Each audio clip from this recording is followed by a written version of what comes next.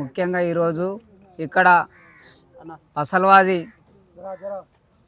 ఈ డంప్యార్డ్ సమావేశానికి ఇక్కడ వచ్చేసిన మా పసల్వాది గ్రామ పెద్దలందరికీ సత్యన్న గారు ఉన్నారు, ముద్రా సంఘం అధ్యక్షులు ఉన్నారు, ముద్రా సంఘం ఉపాధ్యక్షులు ఉన్నారు, ఇంకా కాలనీ వాళ్ళు ఉన్నారు, పార్టీలకు అతీతంగా వచ్చిన యువత ప్రతి ఒక్కరు ఇక్కడికి కాలనీ వాళ్ళు, ఊరు వాళ్ళు అందరు వచ్చారు.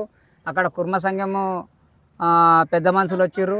ప్రతి ఒక్కరికి మేము ఈ డంప్యార్డ్ తరఫున 10 రోజుల సంది రోజు లైవ్ ఇవ్వడం జరుగుతుంది.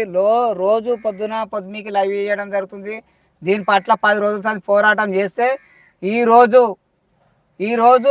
ఇంతమందితో వీడికి డంప్యార్డ్ కాడికి వచ్చి దీని ఏమిటి పరిస్థితి దీన్ని ఆపుదామని వస్తే డంప్యార్డ్ మొత్తం పూర్తిగా నిండిపోయింది కాబట్టి ఇంట్లో నీకు చెత్త బండి ఒక్కడి వీడు రాదు. ఇప్పుడు ఏడేస్తారు, వస్తే రోడ్లు వేసిపోతారా? అట్లా ఏనికి పరిస్థితి లేదు కాబట్టి ఒక్క బండి గిట్ట రాలేదు. ఇవాళ ఇన్ని రోజుల దాకా మనం ఆగుడే తప్పు. ఇప్పుడు చేసేది ఏమిటంటే ఏ విలేజ్కి డిస్టర్బెన్స్ కాకుండా, ఏ ఊరుకు డిస్టర్బెన్స్ కాకుండా 5 కిలోమీటర్ల దూరంలో వేయవలసింది డంప్యార్డ్. ఇది ఏ రూల్స్ ప్రకారం చూసినా కానీ చుట్టుపక్కల ఇంత పెద్ద డంప్యార్డ్ ఈ వాసనకు రోజుకు పసల్వాది విలేజ్లో ఒక్కొక్క ఆర్ఎంపీ డాక్టర్ దగ్గర 200 మంది పేషెంట్లు, కీళ్ళ నొప్పులు, కాళ్ళ నొప్పులు, పక్కకున్న చేనులో పని చేసుకుంటా కక్కుకుంటున్నారు. సార్, మీరు అధికారులు ఏం చేస్తున్నారు? ఇది ఇప్పుడు రైతుని గిట చేను ఎవరైతే కబ్జా తీసుకున్నారో మీరు రైతుని గిట పిలిపించడం జరిగింది. ఆయన దగ్గర కాగితాలు గిట మీకు ప్రెస్కు చూపించడం జరిగింది.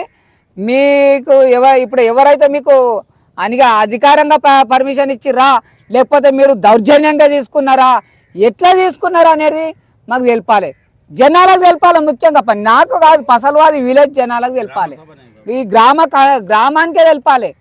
అసలు దీనికి కర్త ఎవరు, కారణం ఎవరు, కర్త కార్యక్రియ, దీనికి పర్మిషన్ ఎవరు ఇచ్చిర్రు? ఇచ్చిన వాళ్ళ పైన గిట కఠినంగా మా ఊర్లో మా తరపున నేనే తప్పు చేసిందనుకో నన్నైనా సరే కఠిన కారాగార శిక్షలు వేయండి. ఎందుకంటే దీనివల్ల ప్రాణ నష్టాలు, ఎంతోమంది రోజుకు 200 మంది గతిమల్లోళ్ళు, ఒక పూటకు కూలి పోయేటోళ్ళు దవాఖానకి ఎత్తుకుపోయి అడ్మిట్ అయ్యి రోజుకు 1000 రూపాయలు ఖర్చు పెట్టుకుంటున్నారు. ఎక్కడికైనా తెచ్చి పెట్టుకోవాలి సార్? 500 రూపాయల కూలి తీసుకొచ్చి 1000 రూపాయలు దవాఖానలో పెడితే ఏం తిని బతకాలి, ఏం తినే చేస్తారు?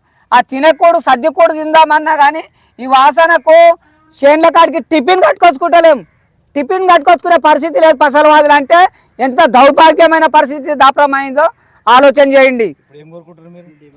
మా డిమాండ్ ఏమిటంటే ఈ డంప్యార్డ్ మొత్తం ఫుల్ నిండింది, వీడికి బండ్లు రావిగా మాకు తెలుసు. ఒక్క నిమిషం ఆగుండి, వీడికి బండ్లు నిండింది కాబట్టి రావు, రోడ్లు వేస్తారా, వస్తే ఊళ్ళో వేస్తారా, కానీ వీటికి రావు. కాకపోతే ఏమిటంటే నిన్ను అడిగితే ఏం చెప్పారంటే డంపారం పెట్టి ఎత్తి తీసేస్తామని చెప్పారు. డంపారం పెట్టి ఎత్తి తీసేసుడు కాదు, ఇమీడియట్లీ యాక్షన్ తీసుకోవాలి. ఎవరు తీసుకోవాలి?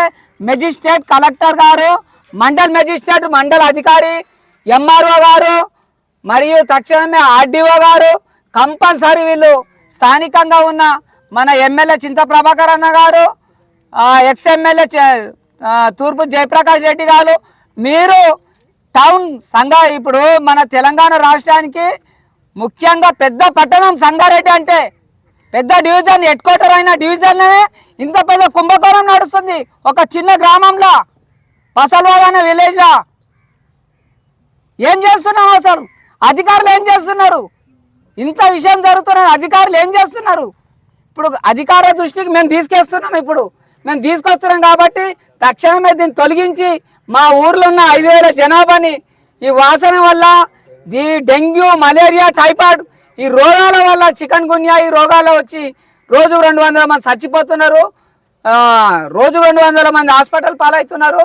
కాబట్టి దీని పట్ల తక్షణమే కలెక్టర్ కానీ, ఇంకా వాళ్ళ కింద అధికారులు కానీ, పార్టీ అధికారులు వాళ్ళ మీ స్థాయిలో మరియు మంత్రుల స్థాయిలో వెళ్తేనే ఈ డంప్యార్డ్ పోతుంది. కానీ మనం అనుకున్నట్టు ఏదో చిన్నగా మేము వచ్చి 20 మంది లొల్లి పెడితే ఇది ఎగిరిపోయేది అయితే కాదు. కానీ మీరు దయచేసి మేడం కలెక్టర్ గారికి నమస్కరిస్తూ చెప్తున్నాము, ఎంఆర్ఓ గారికి, కలెక్టర్ గారికి, ఆర్డీఓ గారికి విన్నవించుకుంటున్నాము. ప్రభుత్వం సీఎం రేవంత్ రెడ్డి గారి దగ్గర దాకా ఇది చేరాలని అందరు షేర్ చేయాలి, లైక్ చేయాలి, సబ్స్క్రైబ్ చేయాలి. ఈ ఛానళ్ళ ద్వారా ప్రతి ఒక్క మీడియా ద్వారా తెలుపుతున్నా. నాది గిట్ ఉంది జిఎంఎస్ రీల్స్, నా దాంట్లో గిట్ట షేర్ చేయండి. ప్రెస్ మిత్రులకు అందరికీ చెప్తున్నా, నాతో పాటు అందరికీ చేతులెత్తి నమస్కరిస్తున్నా. ఈ మీడియానే, లోకల్ మీడియానే కాకుండా పై మీడియా వాళ్ళు గిట సీఎం రేవంత్ రెడ్డి దగ్గర దాకా వెళ్ళాలి మ్యాటర్. అసలు దీనికి కార్య ఎవరు పర్మిషన్ లేకుండా, గ్రామ పంచాయతీ పర్మిషన్ లేకుండా పసల్వాజ్లో డంప్యార్డ్ ఎట్లా పడ్డది, దానికి ఎవరు సంతకం పెట్టరు? మరి సెక్రటరీ, సర్పంచా, ఎవరు పెట్టిర్రు? ఇంత పెద్ద చెత్తను తీసుకొచ్చి ఈరోజు చేసుకొని 5 సంవత్సరాల నాటికి ఇవాళ అడుగుతున్నాం మనం అంటే తప్పు మనది. ఇది మేము తెలుపుతున్నాము. ప్రతి ఒక్కరికి నమస్కరిస్తూ, మీడియా మిత్రులకు ప్రతి ఒక్కరికి నమస్కరిస్తూ తెలియజేస్తున్నాం. జై జవాన్, జై కిసాన్, భారత్ మాతాకి జై.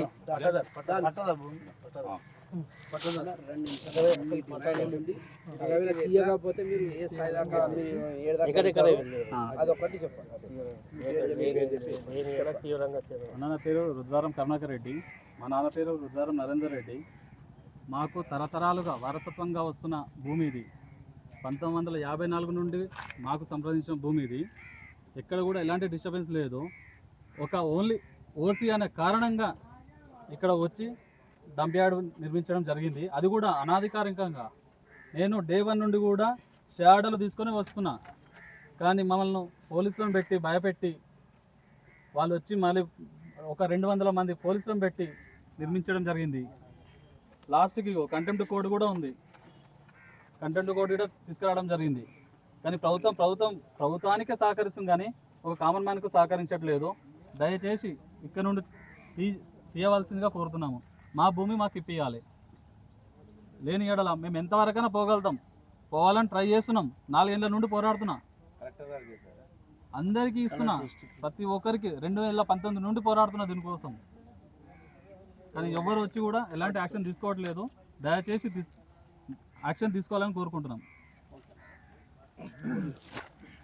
గత 2020లో వీళ్ళ భూమి ఈ చెత్తాడుకు అలాట్మెంట్ చేసి మిషన్స్ ఇక్కడ పెట్టడం జరిగింది. దాని ద్వారా ఆ రన్నింగ్ ఉంటేనేమో ఏం కాకుండే చెత్త అనేది అది వెళ్ళిపోతుంది. ఇప్పుడు ఏమైంది, మొత్తం అది తెచ్చిరు అట్లనే పెడతారు. దానివల్ల మొత్తము దోమలు ఈగలై మొత్తము ఊర్ల జనాలు అందరూ పేషెంట్లు అవుతున్నారు. వాస్తవానికి దీని దగ్గర సమీపంలో ఎంఎన్ఆర్ కాలేజ్ ఉంది, ఇక్కడ కీర్తి హాస్పిటల్ ఉంది, విలేజ్ మెయిన్. మళ్ళీ ఇక్కడ చూసుకుంటే మళ్ళీ మెయిన్ సర్కిల్ ఇక్కడ మన సంగారెడ్డి దగ్గరనే. దీని ద్వారా మా ఊరు విలేజ్ మేము తీసుకోయి ఎక్కడో చేస్తుంటే మీరు సంగారెడ్డి నుంచి తీసుకోవచ్చు. మొత్తము మా విలేజ్ వేస్తే మా ఊర్లో మొత్తం ఉన్న చిన్నపిల్లల నుంచి పెద్దల వరకు అందరూ రోగాలతో బాధపడుతున్నారు. ఇది ప్రతి సంవత్సరం జరిగేది. 2 రోజులు కరెక్ట్ వర్షం పడితే మొత్తం కుళ్ళిపోయిన వాసన. అసలు ఒక్క జనం నడవరు ఊరంతా. ఇట వ్యవసాయానికి వస్తారు, భూమి పని వ్యవసాయం చేసుకోనికి వస్తారు. మొత్తం దీనివల్ల ఏమవుతున్నది, హాస్పిటల్ రోగాలు వేలు పెట్టుకొని ఎక్కడికి నుంచి అవుతాయో చెప్పండి, మీరు ఆలోచించాలి. కాబట్టి ఈ మున్సిపల్ కమిషనర్ గారు ఎంబడే దీని చర్యలు తీసుకొని దీన్ని ఎత్తివేయాలని మేము మా ఊరు డిమాండ్ చేస్తుంది. ఫస్ట్ ఆఫ్ ఆల్ ఇది ఎక్కడి వరకు అయినా మేము వెళ్తాము, కలెక్టర్ దగ్గరకైనా వెళ్తాము, సీఎం రేవంత్ రెడ్డి దగ్గరకైనా సరే మేము ఊరందరం రెడీ ఉన్నాం.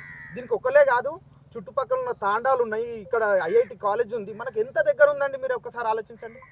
ఇంతమందికి ఎక్కడి నుంచో వచ్చి చదువుకున్న స్టూడెంట్స్ ఉన్నారు, వాళ్ళందరికీ ఇబ్బంది లేకుండా మా ఊరికి ఒక్కటే కాదు ఇక్కడ ఉన్న 5 కిలోమీటర్ల సర్కిల్ వరకు ఇవన్నీ ప్రాబ్లమ్స్ ఉన్నాయి. కాబట్టి దయచేసి దీన్ని ఎత్తివేయాలని మేము కోరుతున్నాం.